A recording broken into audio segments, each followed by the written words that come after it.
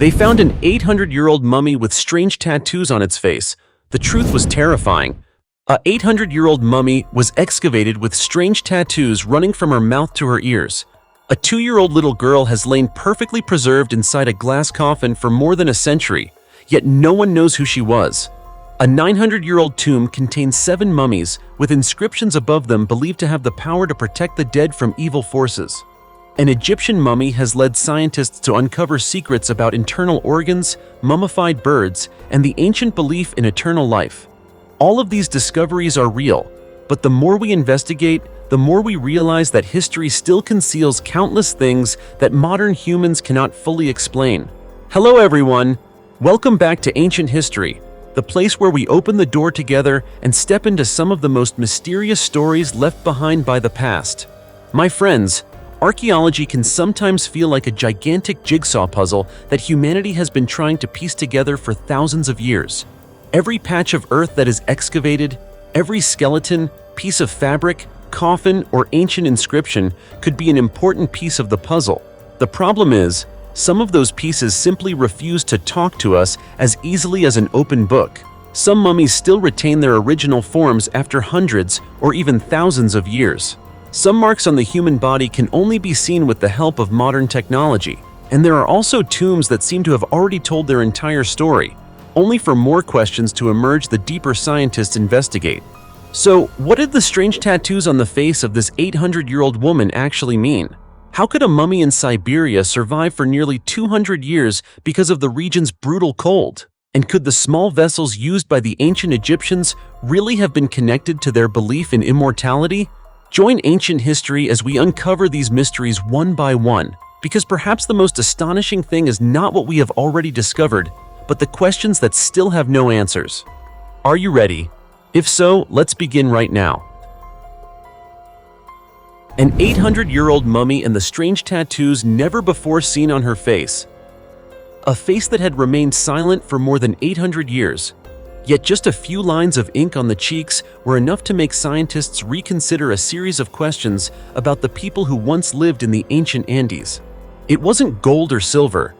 It wasn't a rare treasure, nor was it a lost ancient inscription. What captured the attention of researchers was something found directly on the skin of a female mummy. These tiny marks had once been hidden by the passage of time, but thanks to modern technology, they gradually emerged, revealing something extremely unusual. 3 straight lines extending from the mouth toward the ears on each cheek, along with an S-shaped pattern on the wrist. This is the story of a female mummy discovered in the Andes region of South America, and later studied by experts from the Museum of Anthropology and Ethnography at the University of Turin, Italy. Based on radiocarbon dating of the clothing still attached to the mummy's body, scientists determined that this woman died more than 800 years ago. When she was discovered, her body was not lying stretched out as we might normally imagine in an ancient burial. Instead, the woman had been placed in a seated, tightly curled position and then wrapped in multiple layers of fabric. This type of burial is known as a fardo, a traditional funerary practice in which the body was tightly bundled and wrapped, once practiced in the Andes. From the outside, you might think that was already strange enough, right? But in reality, that was only the beginning, because what truly caught the attention of researchers was right there on the mummy's face. Some of the marks on the skin could already be seen with the naked eye. However, to examine the tattoos more clearly after they had faded over time, scientists used advanced imaging techniques, including infrared imaging at wavelengths ranging from 500 to 950 nanometers and broadband infrared reflectance at around 950 nanometers. Put simply, this technology was like helping researchers shine a light on traces that the human eye could barely detect. And then, the mysterious lines slowly began to emerge. On each cheek, 3 straight lines extended from the area around the mouth toward the ear. On the wrist, there was an S-shaped pattern. To modern people, tattoos may simply be a matter of fashion or personal preference. But for a woman who lived more than 800 years ago, those marks could have carried an entirely different meaning. In particular, researchers noted that facial tattoos were already extremely rare in ancient Andean cultures, while tattoos placed directly on the cheeks were even more unusual. That immediately raises the question, who was this woman and why did she carry such distinctive marks on her face? But the story doesn't end with the shape of the tattoos. When scientists analyzed the pigments using X-ray fluorescence spectroscopy, Mu-Raman spectroscopy, and scanning electron microscopy, they discovered that the tattoo ink contained magnetite, an iron-rich mineral, combined with silicate pyroxene. What is astonishing is that charcoal, a common black pigment found in many ancient tattoos, was completely absent from this sample. According to the researchers, the use of magnetite as a black pigment in an ancient South American mummy had never been documented before, while the presence of silicate pyroxene in tattoo ink was even rarer. So, what did these mysterious lines actually mean? To this day, the answer remains hidden in the fog of history. Perhaps they marked social status, identity, community affiliation, spiritual beliefs, or simply served as a form of self-expression.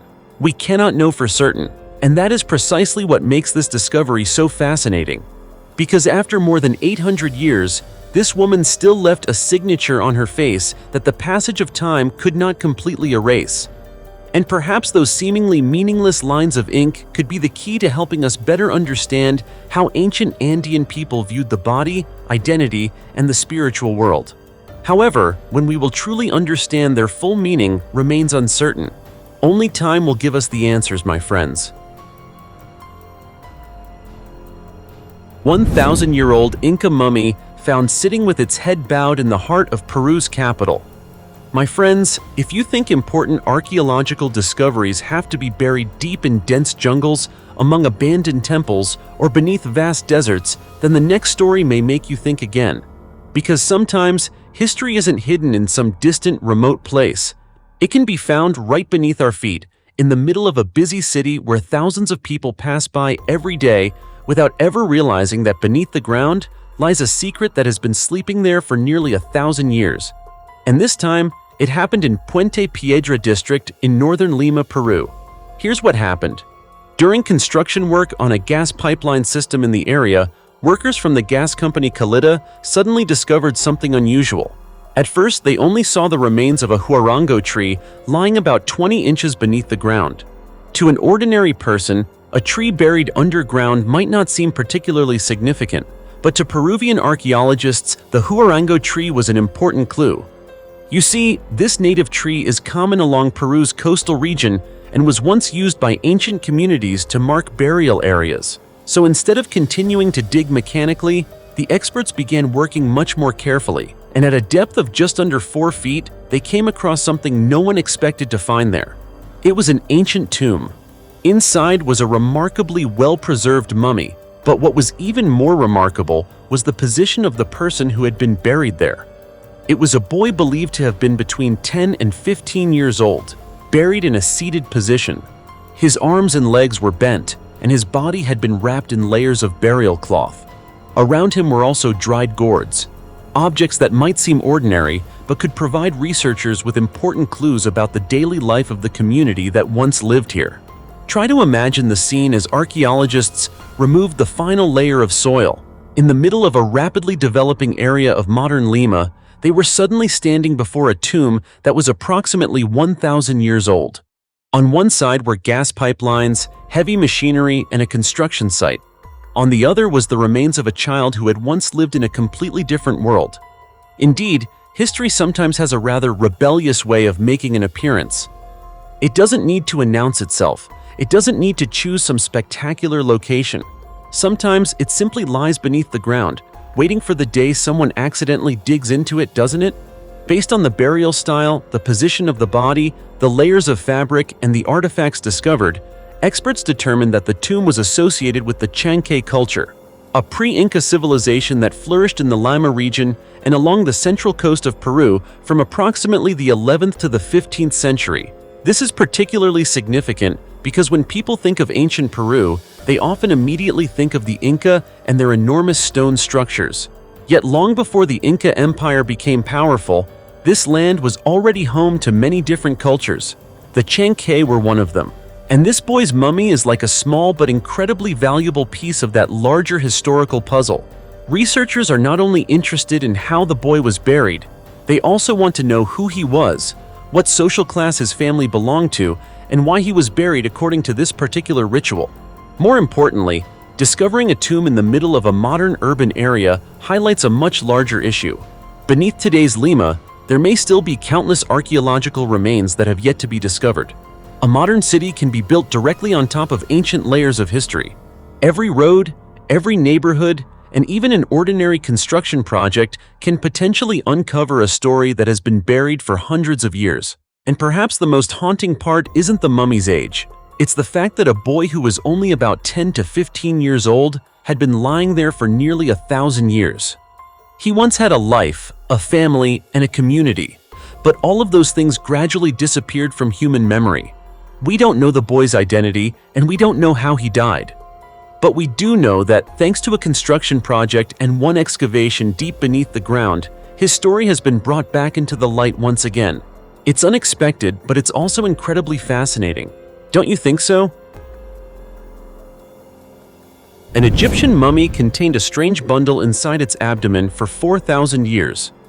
Perhaps anyone who loves Egyptian archaeology already knows that the ancient Egyptians spent their entire lives preparing for death.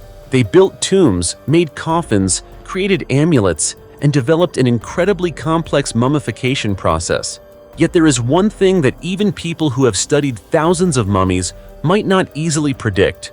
Inside the body of the dead, there can sometimes be things hidden that the naked eye could never see. And that is exactly what happened with an Egyptian mummy named Pa-ib. This mummy was initially dated to around 2000 BC, making it nearly 4,000 years old. Since 1890, Pa-ib has been displayed at the Barnum Museum in Bridgeport, Connecticut, United States.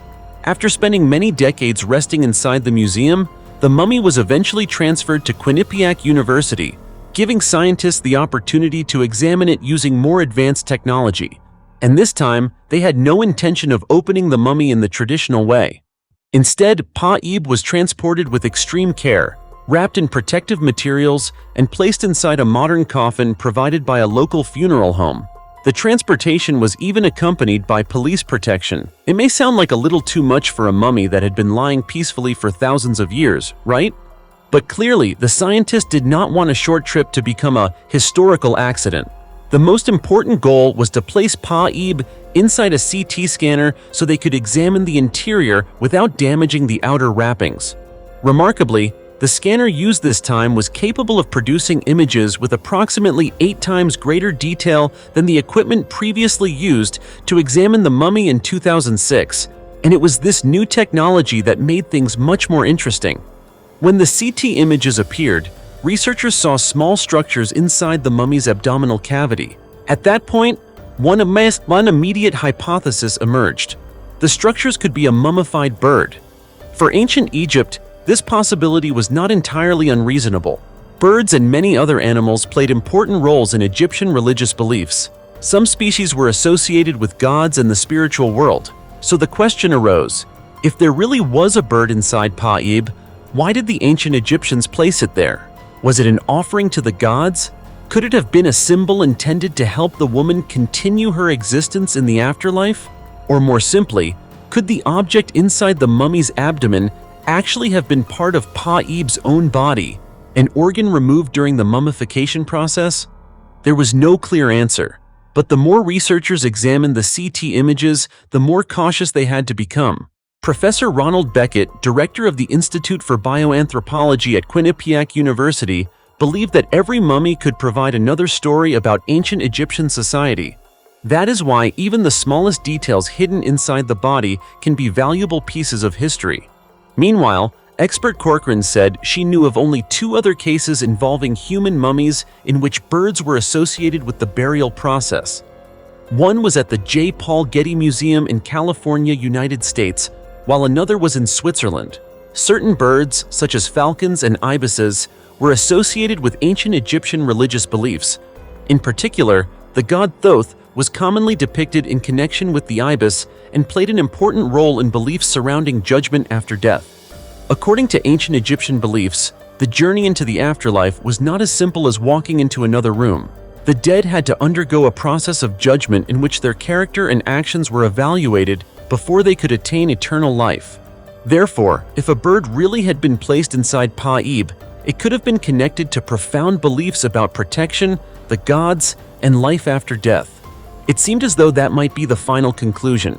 But then another problem emerged. Was Pa-ib really 4,000 years old? Egyptologist Colleen Manasseh, while examining this possibility, argued that placing a mummified bird inside a human mummy would have been unlikely if Pa-ib truly dated back approximately 4,000 years. According to her, the practice of animal sacrifice and animal mummification became widespread in Egypt during later periods. That raised another possibility. The mummy's age may have been estimated too early. Manasseh pointed to later examples in which animals were mummified and placed alongside or inside the bodies of the dead. Therefore, if the structure inside Pa-ib really was a bird, it could provide an important clue for reconsidering the mummy's age. However, it is not certain that everything inside was an animal. Professor Beckett offered another explanation. The small structures detected by the CT scanner could actually be Pa-ib's internal organs, which had been removed during the mummification process, preserved separately, and then placed back inside the body. This would be entirely consistent with certain ancient Egyptian beliefs about the need to preserve the body for existence after death. And that is what makes this story so fascinating. A modern CT scanner allowed scientists to see through the layers of wrapping surrounding an ancient mummy. But instead of providing a clear answer, it opened the door to a whole new series of questions. What is really inside Pa-ib? A sacred bird? Internal organs that were returned to the body?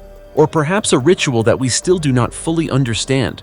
Until more evidence emerges, that secret remains hidden deep inside the thousands of years old mummy. And perhaps that is the most fascinating thing about archaeology. Every time technology allows us to look deeper into the past, what appears is sometimes not an answer, but an even greater mystery. So what do you think is really inside this mummy's abdominal cavity? Share your answer in the comments below. 200-year-old beauty's tomb that gave off a strange fragrance and left archaeologists baffled. Hey my friend, imagine an ancient tomb being excavated. What would you expect to encounter first? The smell of damp soil? The scent of rotting wood? Or perhaps the unpleasant odor of a body that had been buried underground for hundreds of years? All of those would be possible, and that would seem perfectly natural, right? But you know what? In Nangshan County, Anhui Province, China, workers and archaeologists encountered something completely different. When the ancient coffin, which had been buried for hundreds of years, was discovered, it did not smell foul at all. In fact, a distinctly pleasant fragrance was coming from inside. The discovery took place in March 2001, when a team of workers carrying out construction in the area accidentally came across an ancient tomb.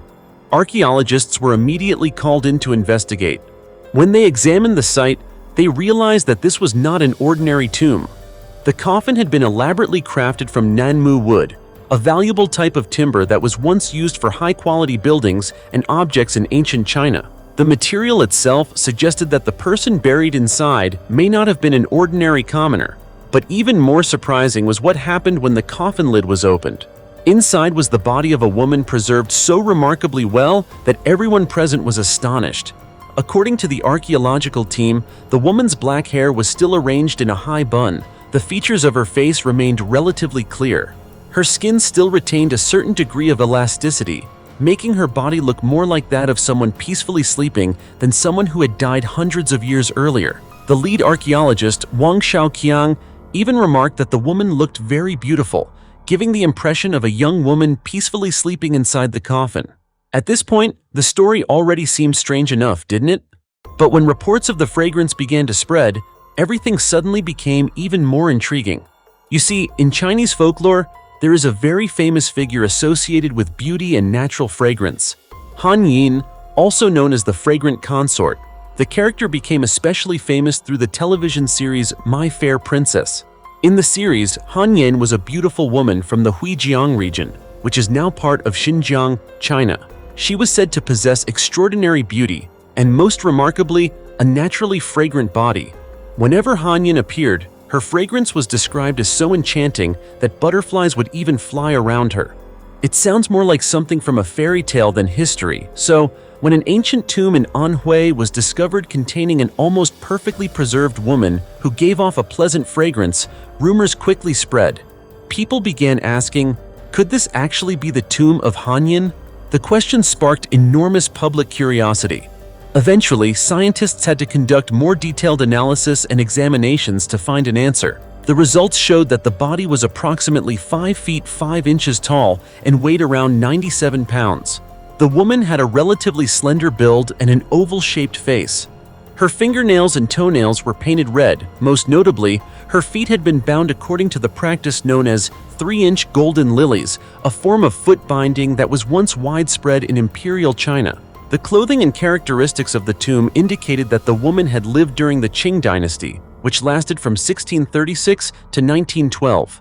The burial also contained a considerable number of grave goods. Archaeologists discovered gold and silver jewelry, gemstone prayer beads, and coins dating to the reign of the Kangxi emperor. These details suggested that the woman may have belonged to a relatively wealthy family or held a certain level of social status. But what if this really was the fragrant consort? When researchers compared the discovery with historical records, the theory began to show some major problems. The legendary fragrant consort is believed to have been inspired by Consort Rong, a Hui woman who was favored by the Qianlong emperor. She came from an aristocratic family in the Hui region and was brought into the imperial palace during a period of complex relations between the Qing court and the region. Consort Rong was described as beautiful and graceful, with talents in singing and dancing. But the most important detail was her age. Consort Rong died at approximately 54 years old, while the woman in the Anhui tomb was determined to have been only about 30 years old when she died. And there was another problem. If Consort Rong truly was a Hui imperial consort and the wife of the Qianlong emperor, it would be difficult to explain why she would have been buried in Anhui, far from a burial site appropriate for someone of royal status. And so, the dream of discovering the tomb of the fragrant consort almost completely disappeared. But that doesn't mean the mystery of the fragrance disappeared with it. On the contrary, scientists eventually came up with a much more practical explanation.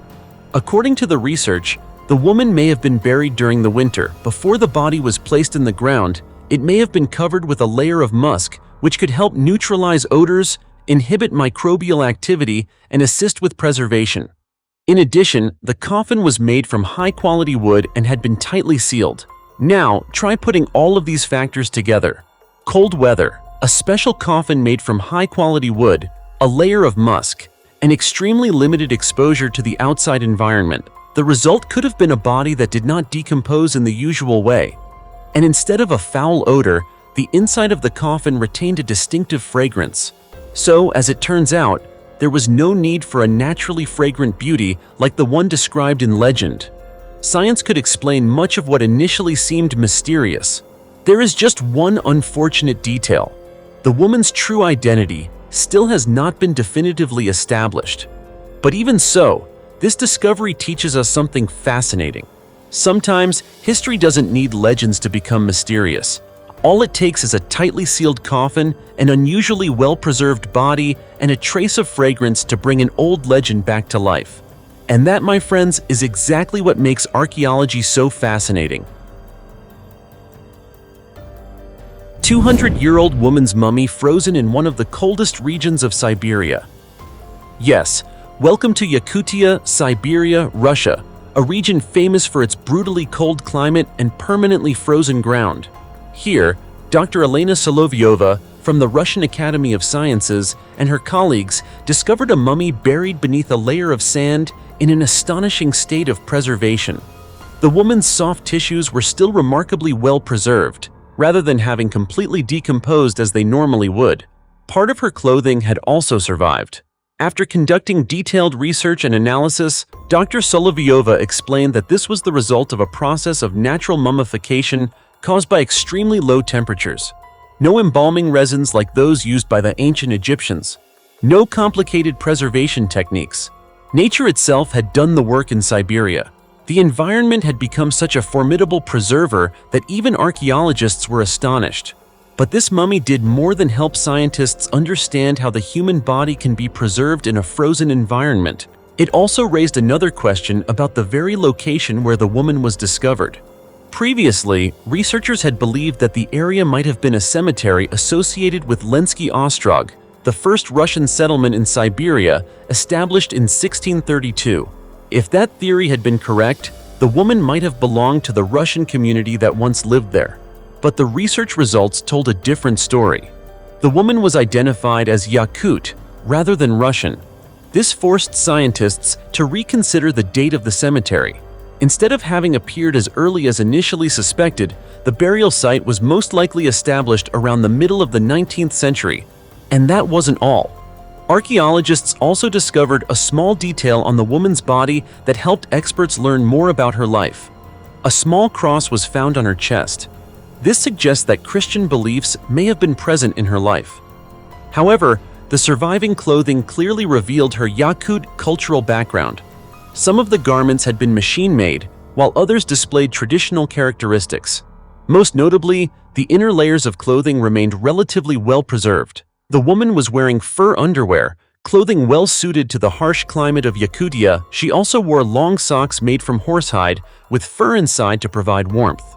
On the outside were torbasa, traditional soft Yakut boots, typically made from horse or cowhide and lined with fur. From just the surviving pieces of fabric and footwear, researchers were able to reconstruct part of the way this woman protected herself against the brutal Siberian winter. But then, a difficult decision arose. Scientists considered separating the skull from the body so they could examine it more closely. From a research perspective, this could have provided additional information about her age, health, diseases, or cause of death. But ultimately, they decided not to do it. The reason wasn't technology. It was ethics. Dr. Solovyova believed that this was not simply a skeleton or a collection of individual bones. It was still a human being, a mummy whose body had remained intact. For that reason, she did not want to separate the woman's head from her body simply for the sake of scientific research.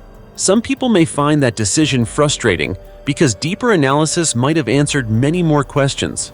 But on the other hand, it reminds us that archaeology is not simply about excavating what the past left behind and analyzing it at any cost. Behind every skeleton and every mummy was once a human being with a life of their own. And in Siberia, this woman was protected from decomposition by the frozen ground for approximately 2 centuries. So what about you? If you were one of the experts responsible for studying this mummy, what would you have decided in this situation? The little girl preserved intact in a glass coffin for nearly 200 years. As you know, archaeology is fascinating. It constantly brings us unbelievable surprises. Some discoveries don't begin with the sound of shovels digging through the soil at an ancient archaeological site. Instead, they begin with something completely ordinary. And this time, it began with gardening, my friends. In May 2016, a group of gardeners was working on the property of Erica Carner in San Francisco, California, United States, when they suddenly discovered a metal object buried underground. After examining it, they determined that it was a copper coffin approximately 3.3 feet long, buried directly beneath the garage area. At first, that was already an unusual discovery, but what truly left everyone stunned was the design of the coffin. It had a clear glass viewing window, and through that glass, people could clearly see a small girl lying inside. She was wearing a white dress and a pair of knee-high boots. Flowers of lavender were still resting in her hair while she held a flower in her hands. The scene made it seem as though the little girl had simply lain down to rest rather than having been there for more than a century. But from the moment the coffin was discovered, one question immediately arose. Who was this little girl? No relatives came forward to identify her. No one knew why the coffin had been buried beneath this property. And even more remarkably, her body had remained almost perfectly preserved for approximately 140 years. Researchers from the nonprofit organization Garden of Innocence quickly began investigating. But this was not a case that could be solved by looking at a few objects and simply guessing her identity. They had to trace the past. Old documents, old maps, old cemeteries, old names. The search continued for more than a year. Eventually, one of the most important clues emerged at the library of the University of California, Berkeley, where researchers discovered an old cemetery map. The map helped them identify an area that had once been the burial site of the girl's parents. From there, the investigation moved in a new direction, finding living descendants of the family. And this was the moment when the story of an unidentified mummy began to become the story of a real family. Researchers used DNA testing to compare the girl with people who might be her descendants. After numerous searches, they located a man named Peter Cook, who lived in Napa, California. The test results showed that his DNA matched the girl in the coffin, and finally, the little girl had a name. Her name was Edith Howard Cook. Edith died on October 13, 1876, when she was only 2 years old, approximately 6 weeks before her third birthday. The cause of death was determined to be severe malnutrition. And this is where the story suddenly became much more heartbreaking. Before this discovery, Edith was simply an unidentified little girl lying inside a coffin beneath a garage. But once her identity was confirmed, she was no longer just the mummy in the glass coffin.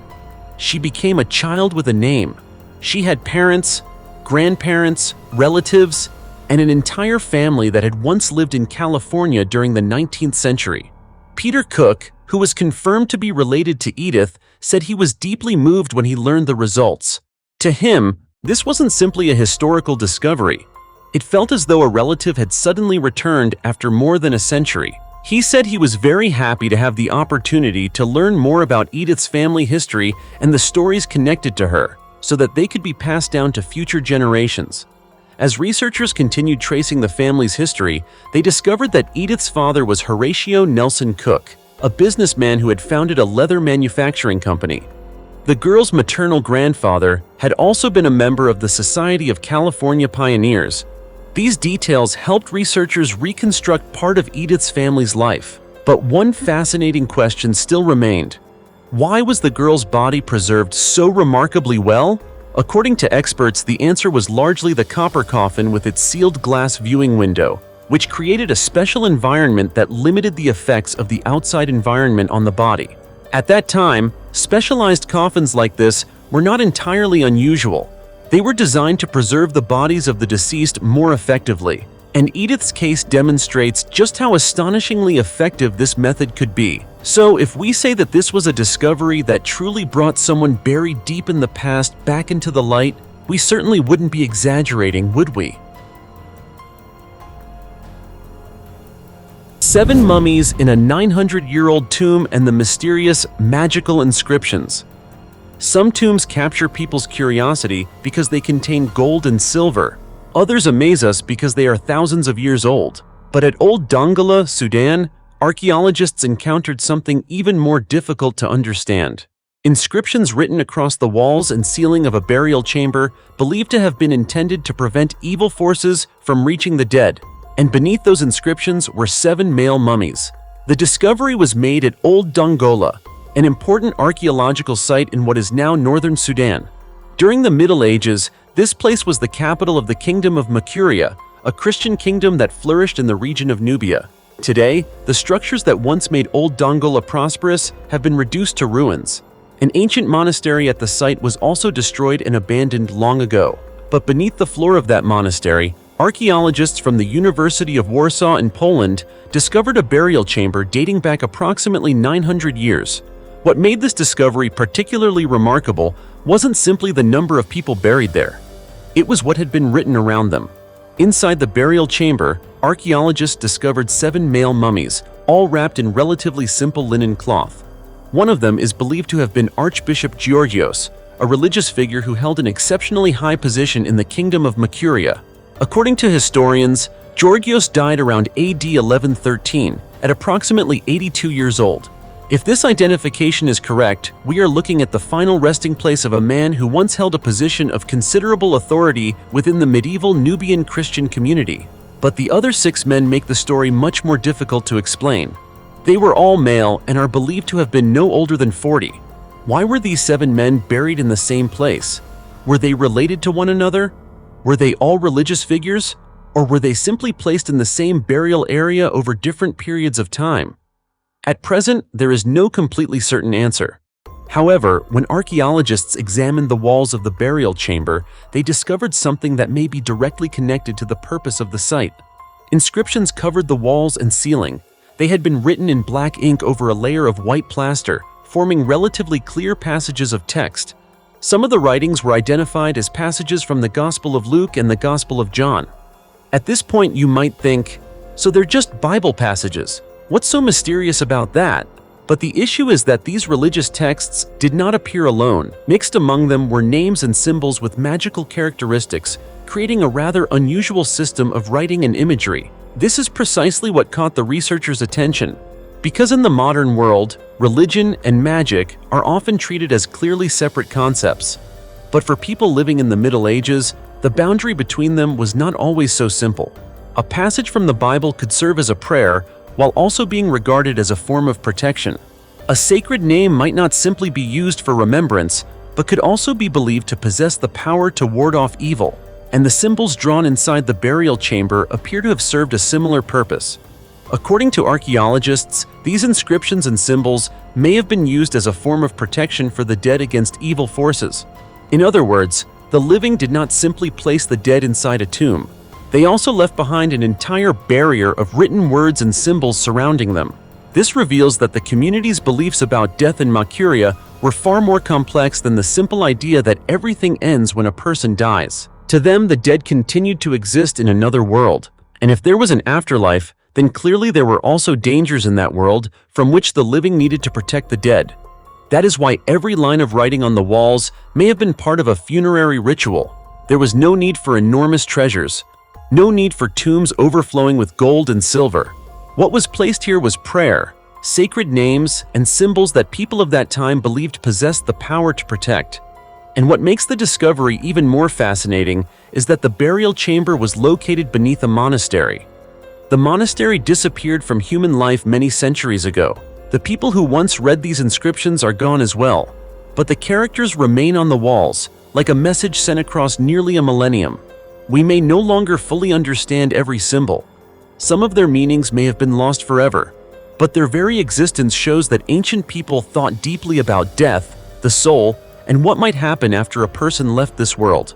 And perhaps the most thought-provoking part is this: 7 people have lain in darkness for nearly 900 years, while the inscriptions on the walls have silently protected them according to the beliefs of those who buried them.